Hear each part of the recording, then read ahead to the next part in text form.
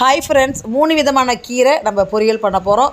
So பசலைக்கீரை இருக்குது. First காமிச்சது மணத்தக்காளி கீரை, கம்மியாக கிடச்சிது. இதுவும் மணத்தக்காளி கீரை. ஸோ வெங்காயம், பச்சை மிளகாய் கட் பண்ணி வச்சுட்டேன். அப்புறம் கொஞ்சம் முருங்கைக்கீரை.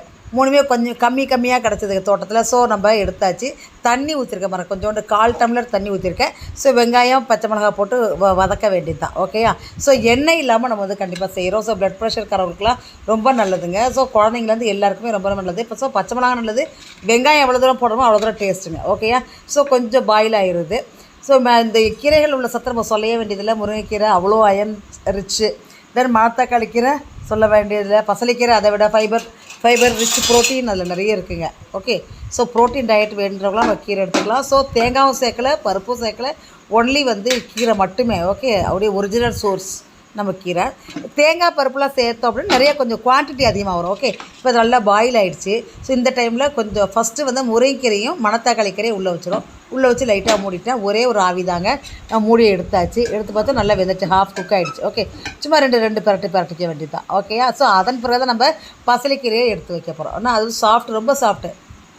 லைட்டாக ஆவிலேயே ஒரு 1 மினிட் கூட தேவைப்படாது. அதுக்கு சீக்கிரமாக வெந்துடும்.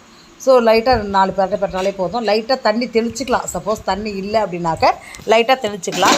நான் வந்து அதில் உள்ள தண்ணியே எனக்கு போதுமானதாக இருந்துச்சு. ஸோ நான் எதுவும் பண்ணலை. ஸோ அப்படியே நம்ம வந்து பாயில் பண்ண வேண்டியதான். ஓகேயா? அவ்வளோதாங்க. எண்ணெய் துளி கூட சேர்க்கலைங்க. ஸோ இது வந்து கம்மி அமௌண்ட்டு, ஒருத்தர் 2 பேருக்கு நமக்கு போதும். 2 பேருக்கு நம்ம போதுமானதாக இருந்துச்சு. அதனால் நான் தேங்காய் சேர்க்கலை, பருப்பு சேர்க்கலை, தேங்காய் சேர்க்கலை. பாசி பருப்பும் வேக வச்சு போட்டுக்கலாம், துவரம் பருப்பும் வேக வச்சு போட்டுக்கலாம். ஓகே, செம டேஸ்ட்டாக இருக்கும். தேங்காய். ஓகே, ஸோ தேங்காய் திருப்பி போட்டுக்கலாம். நான் எதுவுமே போட்டுக்கலாம், ஏன்னா மோர் சாதத்துக்கு நான் வச்சு சாப்பிட போகிறேன் இது. ஓகேயா? ஸோ கொஞ்சோண்டு பழைய சாதம் இருந்தது, அதில் மோர் போட்டேன், மோர் ஊற்றுறேன்.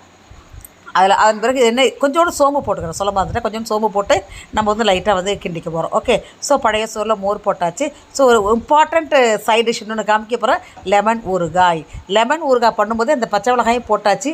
அந்த கலர் பாருங்களேன். ஸோ உப்பு, உரப்பு, புளிப்பு 3 சேர்ந்து நமக்கு லெமன் ஊறுகாய், வாயில் எச்சில் ஊறுகாய், லெமன் ஊறுகாய் ரெடி. அமிர்தமான சாப்பாடு. கண்டிப்பாக வாரத்தில் ஒரு தடவையாச்சும் இப்படி வெயில் காலம் வந்துருச்சு, சூப்பராக செஞ்சு சாப்பிடுங்க ஃப்ரெண்ட்ஸு. ஷேர் பண்ணுங்கள், சப்ஸ்கிரைப் பண்ணுங்கள், லைக் பண்ணுங்கள். ஓகேயா? என்னோடய வீடியோஸ் எல்லாம் பாருங்கள். Okay, thank you friends.